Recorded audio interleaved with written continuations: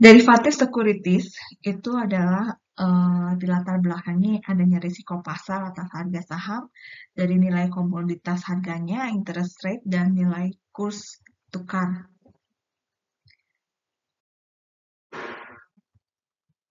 Derivative securities dikenal dengan hedging, yaitu kontrak yang berusaha untuk melindungi perusahaan dari risiko pasar.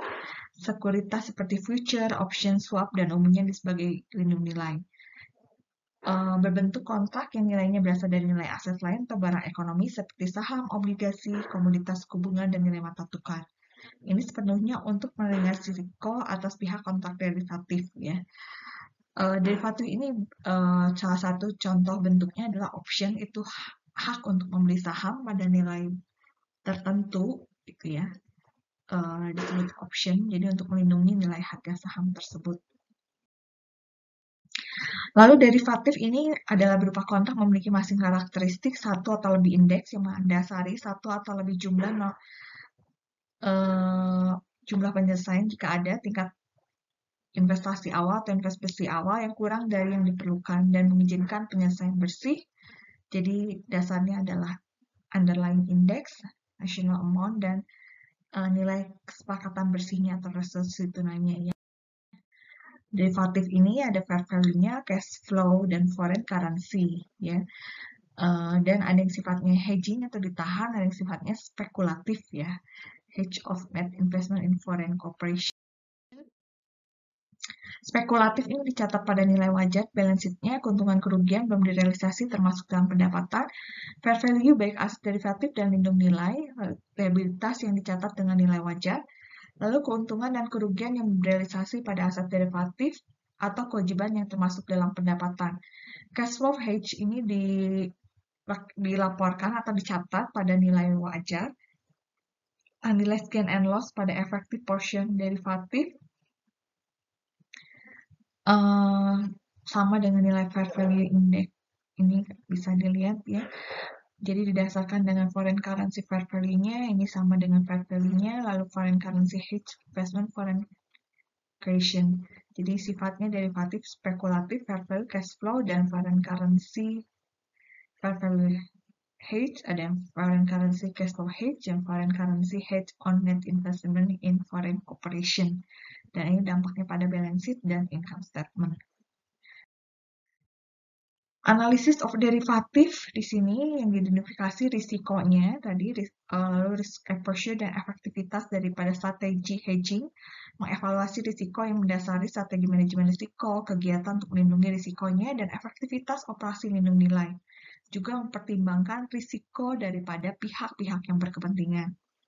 Transaksi yang spesifik versus yang perusahaan, di sini mengevaluasi efek derivatif di seluruh perusahaan pada nilai risiko tertentu terhadap transaksi komitmen untuk tidak selalu memastikan lindung nilai risiko di seluruh perusahaan, inclusion and operation of non-operating income ya.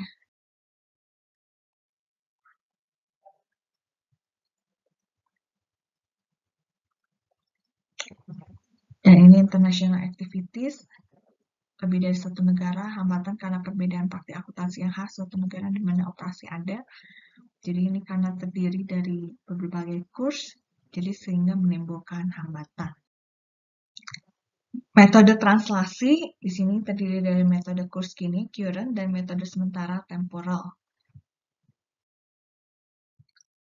Current itu menerjemahkan semua aset dan kewajiban pada tingkat saat ini, sedangkan temporal diterjemahkan dengan uang tunai, piutang, hutang, dan aset kewajiban lainnya diukur saat ini atau masa depan dengan harga saat ini, dan aset dan kewajiban yang diukur pada harga masa lalu atau biaya historis pada tingkat historis. International activities, di sini akuntansi menggunakan current rate method, yaitu major provision of accounting for foreign currency transaction dengan menggunakan current rate method. Terjemahan memerlukan identifikasi mata uang fungsional entitas, umumnya mata uang negara di mana anak perusahaan berada. Jadi semua elemen laporan keuangan entitas asing diukur dengan menggunakan mata uang fungsional, tapi sesuai dengan praktik akuntansi dari perusahaan induk ya. Terjemahan dari mata uang fungsional ke dalam mata uang pelaporan diperlukan jika berbeda terjemahan ini terjadi pada nilai tukar saat ini, kecuali pendapatan pengeluaran yang diterjemahkan pada nilai tukar rata-rata saat ini selama periode tersebut. Penyesuaian terjemahan atau current rate ini tidak termasuk dalam pendapatan, mereka dilaporkan diakumulasi sebagai komponen ekuitas yang terpisah sampai saat induk penjual atau sepenuhnya sesuai substansi yang melikuidasi investasi bersih dari entitas asing. Keuntungan dan kerugian pertukaran disebabkan oleh mata uang asing antar perusahaan. Transaksi saldo bersifat perdagangan, termasuk dalam pendapatan, tapi yang disebabkan oleh pembelian jangka panjang atau transaksi modal di perusahaan itu. Ya. Jadi, transaksi laporan keuangan melibatkan 4 nilai tukar, yaitu historis, nilai tukar saat terjadinya transaksi, atau current. Yang kedua, maksudnya yang lampau, bukan historis yang terjadi pada lalu. Yang kedua adalah kini atau current. Ini adalah nilai tukar pada akhir periode akuntansi. Kini ini yang saat ini, baru yang current. Lalu yang spesifik itu nilai tukar untuk transaksi tertentu. Lalu yang keempat adalah average atau rata-rata tertimbang, nilai tukar rata-rata tertimbang. Ini contohnya misalnya transaction exchange rate-nya 1,1, 1 Januari itu 1,2, 31 Desember tahun ke-6 itu 1,4, average-nya 1,3. Ini nilai cash-nya 100.000, account receivable 300.000, dan lain-lain. Bisa kita lihat sehingga total nilainya 6.850.000. Earning-nya 60.000 dan sebagainya. Jadi ini cash itu pada current sehingga menggunakan exchange rate-nya exchange rate sekarang 1,4 ya. Lalu yang historis itu hanya yang capital stock dari sales sampai net income ini average. Yang lainnya ini nilai tukar tertentu ya. Sehingga current dan net income jadi 60.000 ya. Lalu yang balance-nya juga dari 150 menjadi 190. Quality and foreign exchange-nya di 30.000 dan 85.000. Biasanya yang current itu menggunakan nilai pada cut off tahun itu ya. Itu terakhir. Current rate method di sini praktek saat ini ekspresi terjemahan diukur dengan ukuran investasi bersih dan lainnya. Bisa kalian lihat sendiri dan baca sendiri.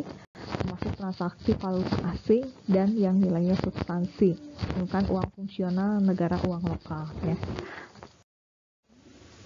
Ini temporal, dan kita perhatikan apakah terjadi hiperinflasi atau terjadi yang terjadi pada perusahaan induknya apa saja. Sini case-nya. Jadi cash and securities itu pada current rate method ya.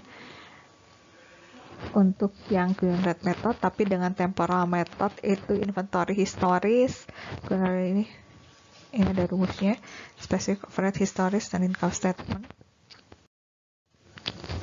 Mengevaluasi investment dan performance dan risiko dengan nilai ROI. Investment income consists atau terdiri dari interest, dividend income, realized gain and loss, dan unrealized gain or loss. Contohnya misalnya di sini accumulated interest and dividendnya 219, realized gain and lossnya 70, total before tax-nya jadi 219, tax adjustment 33%, minus 72 dikurangi, jadi total after tax-nya jadi 147, 219 kurang 72 ya. Available for sale 100, fair value-nya, fair average investment base-nya 1,591, 98 1,49, 31 average 1,511, sehingga nilainya jadi seperti ini.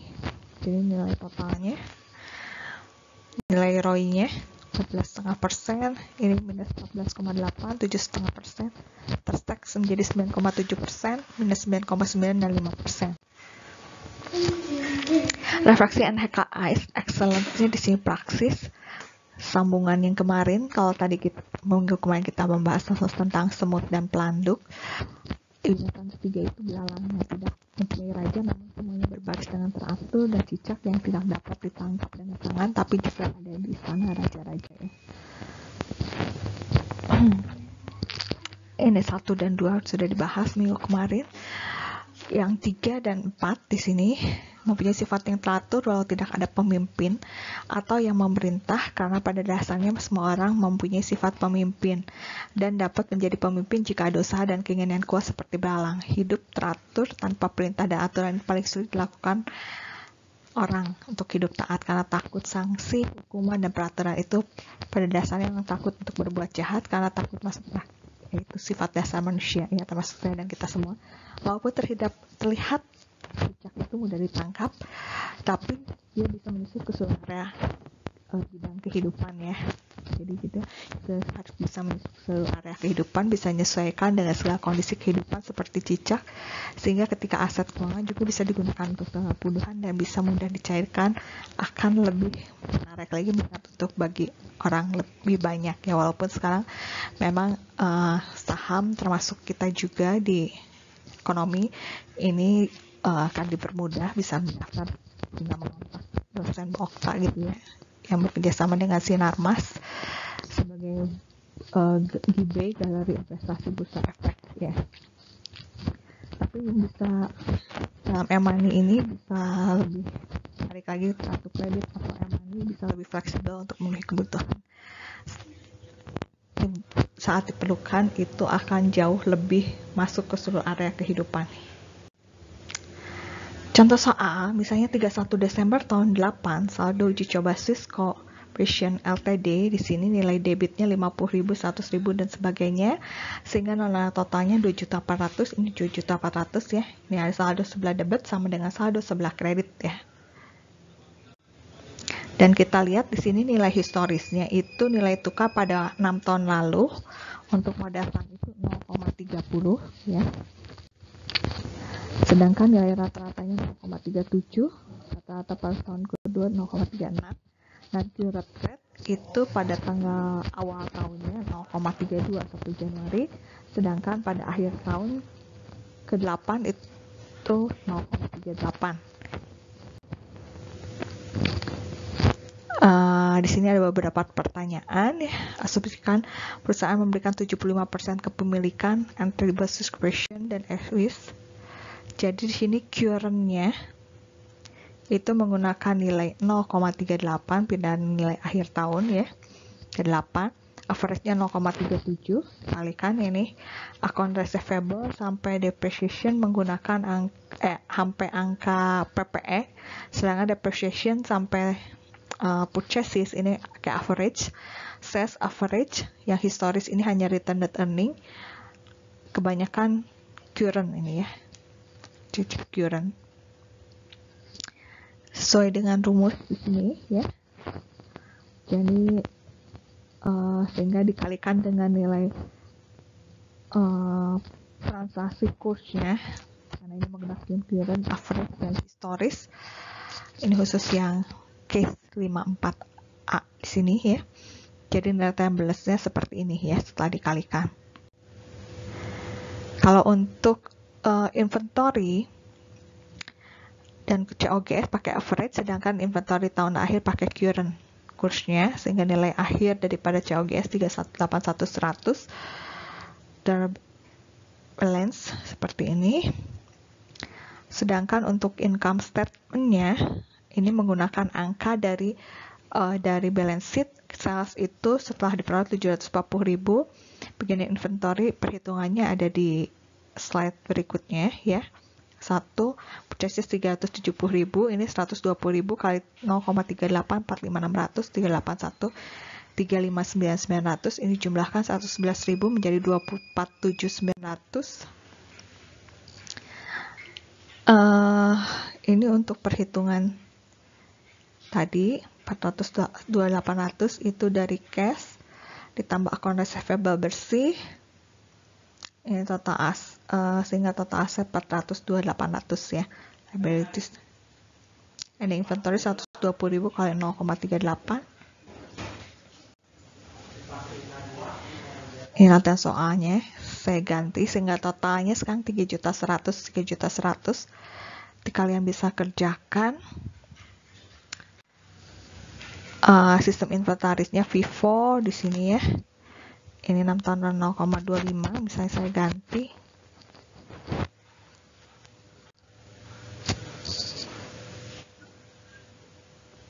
Diminta menyiapkan saldo uji coba untuk tahun ini menggunakan current rate method. Jadi rumus current rate methodnya digunakan relasi mana current historis average dan nilai tertentu. Tabel lalu asumsikan 75% tadi. Siapkan entry yang dibuat menunjukkan ekspektasi dan data aktivitas akuntansi untuk prestasi